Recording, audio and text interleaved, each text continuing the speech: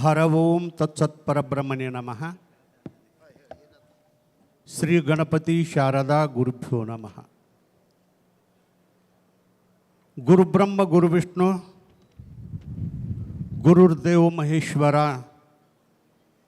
ಗುರು ಸಾಕ್ಷಾತ್ ಪರಬ್ರಹ್ಮ ತಸ್ಮೈ ಶ್ರೀ ಗುರುವೇ ನಮಃ. ಶ್ರೀ ಸಚ್ಚಿದಾನಂದ ಸ್ವರೂಪಾಯ ಮಿಥ್ಯ ಮಾಯಾದಿರಹಿತಾಯ ನಿತ್ಯಪೂರ್ಣ ಗುರು ಸಿದ್ಧಲಿಂಗಾಯ ಭಕ್ತಿ ಪುರಸ್ಸರಾತ್ ನಮಾಮ್ಯಹಂ. ಜಯಮಂಗಲ ನಮ ಪಾರ್ವತಿ. ನಾಷ್ಟ ಕರೆಕ್ಷನ್ ಬಂದಿರಲಿ ನೀವು.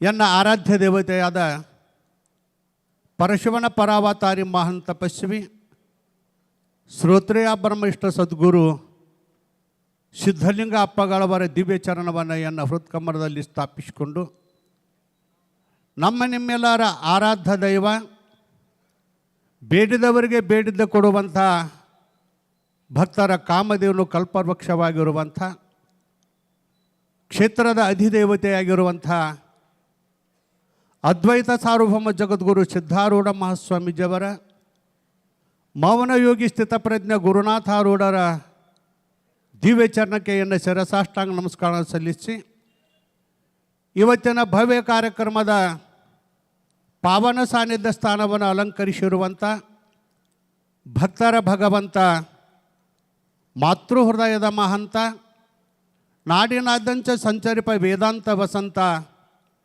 ಮಾತನಾಡುವ ನಡೆದಾಡುವ ದೇವರೆಂದೇ ಪ್ರಖ್ಯಾತಿ ಪಡೆದಿರುವ ಜಗದ್ಗುರು ಸದ್ಗುರು ಡಾಕ್ಟರ್ ಶಿವಾನಂದ ಭಾರತಿ ಅಜ್ಜನವರ ದಿವ್ಯ ಚರಣಕ್ಕೆ ಎನ್ನ ಶಿರಸಾಷ್ಟಾಂಗ ನಮಸ್ಕಾರ ಸಲ್ಲಿಸಿ ಇವತ್ತಿನ ಕಾರ್ಯಕ್ರಮದ ಘನ ಅಧ್ಯಕ್ಷ ಸ್ಥಾನವನ್ನು ಅಲಂಕರಿಸಿರುವಂಥ ಅಪರೂಪದ ವಾಗ್ಮಿಗಳು, ಶಾಂತಾಶ್ರಮದ ಪೀಠಾಧಿಕಾರಿಗಳಾಗಿರುವಂಥ ಶ್ರೋತ್ರಿಯ ಬ್ರಹ್ಮಿಷ್ಠ ಸದ್ಗುರು ಅಭಿನವ ಸಿದ್ಧಾರೂಢ ಮಹಾಸ್ವಾಮೀಜಿಯವರ ಶ್ರೀಚರಣಕ್ಕೆ ನತಮಸ್ತಕನಾಗಿ ಅವರಿವರೆಲ್ಲದೆ ವೇದಾಂತ ವೇದಿಕೆ ಮೇಲೆ ಆಸೀನರಾಗಿರುವ ಸರ್ವ ಪೂಜ್ಯರ ಪಾವನ ಚರಣಕ್ಕೆ ಧನ್ಯವಾದ ಸಮರ್ಪಿಸಿ ಅತಿಥಿ ಮಹೋದರರಿಗೆ ಅಭಿವಂದಿಸಿ ಈ ಪುಣ್ಯಮಯ ಕಾರ್ಯಕ್ರಮದಲ್ಲಿ ಭಾಗವಹಿಸಿ ಸುಖಿಗಳಾಗಬೇಕೆಂಬ ಅಪೇಕ್ಷೆಯಿಂದ ಈ ಮಹಾಮನಿಗೆ ಆಗಮಿಸಿದ ಸರ್ವ ಶರಣ ಮತ್ತು ಶರಣೆಯರಿಗೆ ಅಭಿವಂದಿಸಿ ಇವತ್ತಿನ ಕಾರ್ಯಕ್ರಮದಲ್ಲಿ ಪ್ರವೇಶವಾಗೋಣ.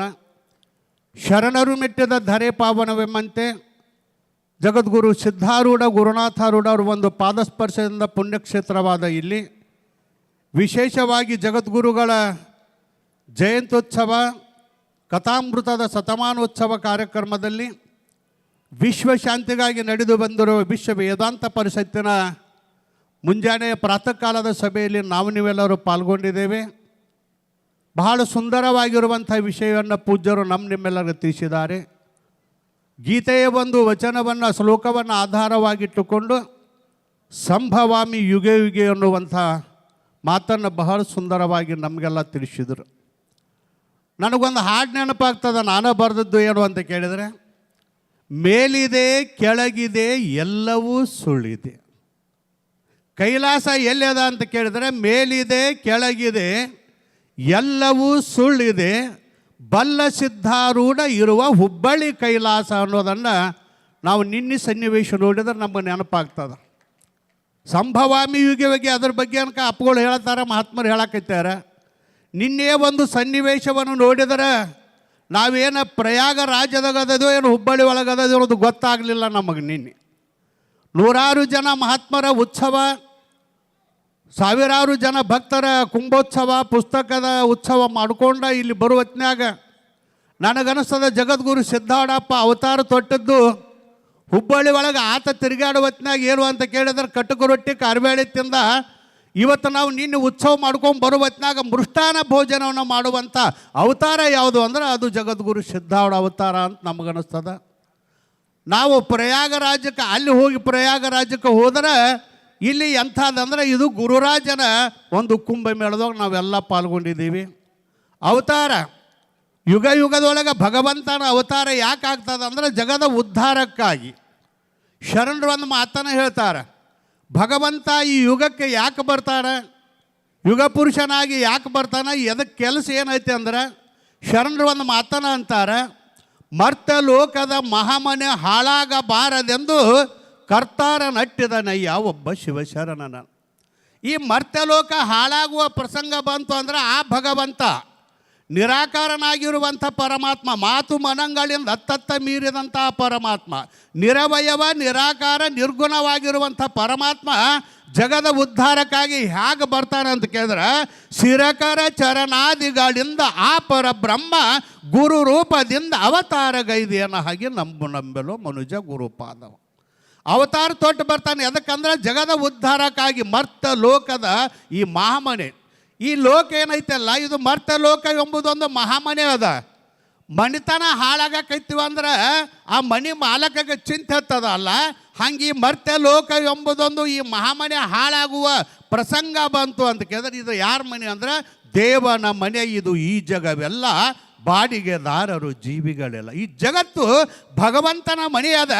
ಅಲ್ಲೋಲ ಕಲ್ಲೋಲ ಅಧರ್ಮದಿಂದ ದಾರಿ ಹಿಡಿಯಕೈತು ಅಂತ ಕೇಳಿದ್ರೆ ಆ ಭಗವಂತ ಏನು ಮಾಡ್ತಾರಂದ, ಮರ್ತ್ಯ ಲೋಕದ ಮಹಾಮನೆ ಹಾಳಾಗಬಾರ್ದೆಂದು ಆ ಭಗವಂತನ ಯುಗ ಯುಗದೊಳಗೆ ಸಾಧು ರೂಪದಿಂದ, ಮಹಾತ್ಮರ ರೂಪದಿಂದ, ಸಿದ್ಧಾರೂಢನ ರೂಪದಿಂದ ಈ ಜಗತ್ತಿಗೆ ಬಂದು ಜಗತ್ತು ಉದ್ಧಾರ ಮಾಡ್ತಾನೆ ಅನ್ನೋದು ಉದ್ದೇಶ ಇದು. ಎಲ್ಲರೂ ಹೇಳಿದರು, ಇವತ್ತು ನಾಗಲಿಂಗಪ್ಪ ಅದಾನ, ಗರ್ಗದ ಮಡಿವಾಳಪ್ಪ ಅದಾನ, ಶಿಶುನಾಳ ಶರೀಫ್ ಅದಾನ, ಎಲ್ಲರೂ ಒಂದೊಂದು ಅವತಾರ ತೊಟ್ಟು ಬಂದರೆ ಇದು ಸಿದ್ಧಾರೂಢ ಅವತಾರವೇ ಬೇರೆ ಆಗ್ಯದ. 10 ಅವತಾರಗಳನ್ನು ಪರಮಾತ್ಮ ತೊಟ್ಟಾಗ 10 ಅವತಾರದೊಳಗೆ ಪ್ರತಿ ಅವತಾರದೊಳಗೆ ಏನು ಮಾಡಿದ ಭಗವಂತ ಅಂದ್ರೆ ದುಷ್ಟರನ್ನು ಸಂಹಾರ ಮಾಡಿದ, ಶಿಷ್ಟರನ್ನು ಪರಿಪಾಲನೆ ಮಾಡಿದ. ಅವನ ಅವತಾರ ಉದ್ದೇಶನ ಅದಾಯಿತು. ದುಷ್ಟರನ್ನು ನಾಶ ಮಾಡೋದು, ಭಕ್ತರನ್ನು ರಕ್ಷಣೆ ಮಾಡೋದು ಆ ಭಗವಂತನ ಅವತಾರ ಇದ್ದರೆ, ಅವತಾರದೊಳಗೆ ಅವತಾರ ಯಾವುದು ಶ್ರೇಷ್ಠ ಅಂದ್ರೆ ಅದು ಜಗದ್ಗುರು ಸಿದ್ಧಾರೂಢ ಅವತಾರನ ವಿಶೇಷದ ಅನ್ನೋದಕ್ಕೆ ನಿಮ್ಗೆ ಸಾಕ್ಷ್ಯಗಳು ಭಾಳ ಅದಾವೆ. ಯಾಕಂತ ಕೇಳಿದ್ರೆ ಸಿದ್ಧಯ್ಯ ಪುರಾಣಿಕರು ಒಂದು ಮಾತನ್ನು ಹೇಳಿದರು, ಹೇ ಭಗವಂತ 10 ಅವತಾರ ತೊಟ್ಟು ಬಂದು ನೀನು. ಎದಕ್ಕಾಗಿ ಅಂತ ಕೇಳಿದ್ರೆ ಸಂಹಾರಕ್ಕಾಗಿ ತೊಟ್ಟು ಬಂದು. ಅದಕ್ಕೆ ಒಂದು ಮಾತು ಹೇಳಿದರು, ಸಂಹಾರಕ್ಕಾಗಿ ತೊಟ್ಟ ಅವತಾರ ಸಾಕಿನ್ನು. ಏನು ಸಂಹಾರ ಮಾಡೋದು, ದುಷ್ಟರ ನಾಶ ಮಾಡೋದು, ಭಕ್ತರ ನಟ್ಟ ರಕ್ಷಣೆ ಮಾಡೋದು ಮಾಡಿದಲ್ಲ, ಈ ಅವತಾರ ಸಾಕಿನ್ನ. ಏನು ಅಂದರೆ ಸಂಹಾರಕ್ಕಾಗಿ ತೊಟ್ಟ ಅವತಾರ ಸಾಕಿನ್ನು, ಸರ್ವರನ್ನು ಉದ್ಧಾರ ಮಾಡುವ ಅವತಾರ ತೊಟ್ಟ ಅಂದಾಗ ಅದೇ ಸಿದ್ಧಾರೂಢನ ಅವತಾರ ಅಂತ ನನಗನ್ನಿಸ್ತದ. ಯಾಕಂದರೆ ತಲೆ ಮೇಲೆ ಬೆಂಕಿ ಇಟ್ಟವನು ನನ್ನ ಒಂದ, ಬಡದವಾಗ ನನ್ನ ಒಂದ, ಹೊಡೆದವಾಗ ನನ್ನ ಒಂದ, ದುಷ್ಟರಿಗೂ ನನ್ನವ ಅಂತ ಹೇಳಿ ಎಲ್ಲರನ್ನ ಬಸವಣ್ಣ ಹೇಳಿಲ್ಲ, ಇವನಾರವ ಇವನಾರವ ಇವನಾರವ ಎಂದೆನಿಸದರಿಯ. ಆ ತತ್ವವನ್ನು ಜಗದ್ಗುರು ಸಿದ್ಧಾರೂಢರು ಇವನಮ್ಮವ ಆ ಜಾತಿ ಈ ಜಾತಿ ಎನ್ನದೆ ಎಲ್ಲರನ್ನ ಪ್ರೀತಿಸುವಂಥ ಯೋಗ್ಯವಾದ ಜಗದ್ಗುರು ಯಾರಿದ್ರೆ ಅದು ಜಗದ್ಗುರು ಸಿದ್ಧಾರೂಢರು. ಹಿಂದೆ ನಂದಿಲಿಂಗ ಅಪ್ಪಗಳಂತ ಒಬ್ಬರು ಪ್ರವಚನಕಾರ ಭಾಳ ಅದ್ಭುತವಾಗಿ ಅಂತ ತತ್ವಜ್ಞಾನಿಗಳಾಗಿ ಹೋದರು. ಅವರೊಂದು ಮಾತು ಹೇಳಿದರು, ಎಲ್ಲಿ ಸಿದ್ಧಾರೂಢಪ್ಪನ ಮಠಗಳದಾವ ಹೇಳಿದ್ರಲ್ಲ, ನಿನ್ನ ಯಾರು ತ್ರಿವಿಧ ದಾಸೋಹಿಗಳು ಅಂತ ಹೆಸರು ಇಟ್ಕೋತಾರಲ್ಲ, ಅಲ್ಲಿ ಒಂದೊಂದು ದಾಸೋಹ ನಡೆಸೋದನ್ನು ಕಠಿಣ ಇತ್ತು. ಆದರೆ ಎಲ್ಲಿ ಜಗದ್ಗುರು ಸಿದ್ಧಾರೂಢಪ್ಪನ ಹೆಸರು ಹೇಳಿ ನಾವು ಮಠ ಕಟ್ತೀವ, ಎಲ್ಲಿ ಸಿದ್ಧಾರೂಢ ಸ್ಥಾಪನೆ ಅದಾನ ಅಲ್ಲಿ ತ್ರಿವಿಧ ದಾಸೋಹಗಳು ನಡೀತಾವ ಅನ್ನೋದಕ್ಕೂ ಸಿದ್ಧಾರೂಢ ಮಠದೊಳಗೆ ಏನೇನು ನಡೀತಾವ ಅಂತ ಕೇಳಿದ್ರೆ ಒಂದು 3 ವಸ್ತುಗಳನ್ನು ಹೇಳಿದ್ರು ಅವರು. ಎಲ್ಲಿ ಸಿದ್ಧಾರೂಢಪ್ಪನ ಮಠ ಅದಾವ ಅಲ್ಲಿ ಭಜನೆ, ವಿಭಜನೆ, ಭೋಜನೆ ಅಂತ 3 ಕಾರ್ಯಗಳನ್ನು ಇರ್ತಾವೆ. ಇವು ತ್ರಿವಿಧ ದಾಸೋಹಗಳು. ಏನು ನಡೀತಾವ ಅಂದ್ರೆ ಭಜನೆ, ವಿಭಜನೆ, ಭೋಜನೆ. ಸಿದ್ಧಾರೂಢ ಸದ್ಗುರು ತಂದೆ ಉದ್ಧಾರಾದಿವ ನಿಮ್ಮಿಂದ ನೀವೀ ಲೋಕಕ್ಕೆ ಬಂದಿಂದ ಹಾಡ್ತೀವಿಲ್ಲ ನಾವು. ಎಲ್ಲಿ ನೋಡಿ ಸಿದ್ಧಾರೂಢಪ್ಪನ ಮಠ ಅದಾವು ಭಜನೆ. ಎಂದ ಮಠ ಉತ್ಪತ್ತಿ ತಯಾರಾಗೈತೆ ಅಂದಿಂದ ಭಜನೆ ತಪ್ಪಿಲ್ಲ, ನಾಮಸ್ಮರಣೆ ತಪ್ಪಿಲ್ಲ ಸಿದ್ಧಾರೂಢ ಮಠದೊಳಗೆ. ಇಲ್ಲಿ ಅಷ್ಟಲ್ಲ, ಇವತ್ತು ಇಂಚಲದೊಳಗೆ ನೋಡ್ತೀವಿ, ಇನ್ನೂ ಅನೇಕ ಮಠದೊಳಗೆ ನೋಡ್ತೀವಿ, ಜೋಡುಕೂರಿಯೊಳಗೆ ನೋಡ್ತೀವಿ. ಏನು ಅಂತ ಕೇಳಿದ್ರೆ 24 ತಾಸು ಶಿವನಾಮಸ್ಮರಣೆ ಆಡುವಂಥ ಮಠಗಳು ಯಾವರಿದ್ರೆ ಅದು ಜಗದ್ಗುರು ಸಿದ್ಧಾರೂಢಪ್ಪನ ಮಠ ಅಂತ ನಾವು ಎದೆ ತುಂಬಿ ಮಾತನ್ನು ಹೇಳ್ಬೋದು. ಭಜನೆ ಬೇಕು. ನಮ್ಮ ಜೀವನ ಪಾವನ ಆಗಬೇಕಾದ್ರೆ ಭಗವಂತನ ನಾಮಸ್ಮರಣೆ ಬೇಕು. ಭಜನೆಗಳು ನಡೀತಾವೆ 24 ತಾಸು 12 ತಿಂಗಳು ತಪ್ಪದೆ. ಭೋಜನೆ ಎಲ್ಲಿ ನಡೀತಾವ ಅಂದ್ರೆ ಅನ್ನ ಪ್ರಸಾದ ಯಾವ ಮಠದಾಗ ಅಂದ್ರೆ ಸಿದ್ಧಾರೂಢ ಮಠದೊಳಗೆ ಹಗಲು ರಾತ್ರಿ ಅನ್ನೋದೇ ದಾಸೋಹ ನಡೀತಾವ. ಅದು ಹೆಂಗೆ ಆ ಜಾತಿ ಅವರು ಈ ಜಾತಿ ಅವರೆಲ್ಲ ಎಲ್ಲರೂ ಬಂದು ಪ್ರಸಾದ ಮಾಡೋಕೆ ಅಧಿಕಾರಿಗಳದಾರ, ನಾಮಸ್ಮರಣೆ ಮಾಡೋಕೆ ಅಧಿಕಾರಿಗಳಿಲ್ಲ. ಅಂದ್ರೆ ಭಜನೆ ವಿಭಜನೆ ಏನು ಅಂತ ಕೇಳಿದ್ರೆ ಭೋಜನೆಗಳು ಅಪ್ಪನ ಮಠದಾಗ ನಡೀತಾವೆ. ಇನ್ನೊಂದು ವಿಭಜನೆ. ಇದು ಎಲ್ಲ ಮಠದಾಗ ಸಿಗೋದಿಲ್ಲ.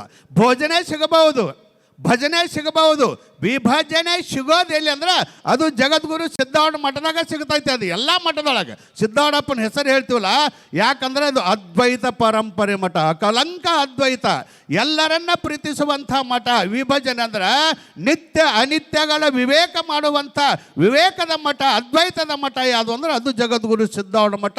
ಇವು ಮೂರು ದಾಸೋಹಗಳು ಎಲ್ಲಿ ಸಿಗ್ತಾವಂದ್ರೆ ಜ್ಞಾನ, ವೈರಾಗ್ಯ, ಭಕ್ತಿಗಳನ್ನು ನಾವು ಎಲ್ಲಿ ನೋಡ್ಬೇಕಂದ್ರೆ ಅದು ಸಿದ್ಧಾರೂಢ ಮಠದೊಳಗೆ ನೋಡಬೇಕು. ಅಂಥ ಸಿದ್ಧಾರೂಢ ಮಠದೊಳಗೆ ವಿಶ್ವ ವೇದಾಂತ ಪರಿಷತ್ತು ಮಾಡುವಂಥ ವ್ಯವಸ್ಥೆಯನ್ನು ಪುಣ್ಯಾತ್ಮರು, ಈ ಕಮಿಟಿಯವರು, ಇವತ್ತು ಚೇರ್ಮನ್ರಾಗಲಿ, ಶ್ಯಾಮಾನಂದ ವಕೀಲರಾಗಲಿ, ಈ ಎಲ್ಲ ಕುಂತ ಬಳಗೈತೆ ನೋಡಿ, ಎಲ್ಲ ಕಮಿಟಿಯವರು ಬಹಳ ದೊಡ್ಡ ಕೆಲಸ ಮಾಡ್ಯಾರ. ಮೊಟ್ಟ ಮೊದಲ ಅವರಿಗೆ ನಮ್ಮ ಶರಣಾರ್ಥಿಗಳನ್ನು ನಾವು ಸನ್ಯಾಸಿ ಆದರೂ ಅವ್ರು ಶರಣಾರ್ಥಿ, ಯಾಕಂದರೆ ಇಷ್ಟೆಲ್ಲ ಜಗದ್ಗುರು ಕರೆಸಿ ವೇದಾಂತ ಪ್ರಚಾರ ಮಾಡಬೇಕು, ಸಿದ್ಧಾರೂಢಪ್ಪನ ದಾರಿ ಒಳಗೆ ನಾವು ಹೋಗಬೇಕು ಅಂತೇಳಿ ಎಲ್ಲ ಕಮಿಟಿಯವರು ಈ ದೊಡ್ಡ ಕೆಲಸ ಮಾಡ್ಯಾರ. ಅವ್ರಿಗೊಂದು ನಮ್ಮೆಲ್ಲರ ಶರಣಾರ್ಥಿಗಳನ್ನು ಹೇಳೋಣ. ಇದೇ ರೀತಿಯಾಗಿ ಅದ್ವೈತ ಪರಂಪರೆ ಇದೇ ರೀತಿ ನಡೀಲಿ, ಎಲ್ಲ ಮಹಾತ್ಮರ ಆಶೀರ್ವಾದ ನಿಮಗೆ ಸದಾ ಇರಲಿ ಅಂಥೇಳಿ ನಾನು ಮಾತು ವಿರಾಮ ಮಾಡ್ತಾ ಇದ್ದೇನೆ. ಓಂ ಶಾಂತಿ.